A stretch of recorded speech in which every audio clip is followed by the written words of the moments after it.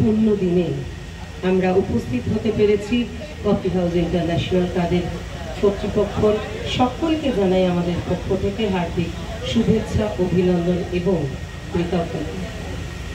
আমরা শুরু করছি আমাদের নিবেদন সম্মেলক সঙ্গীতের মাধ্যমে।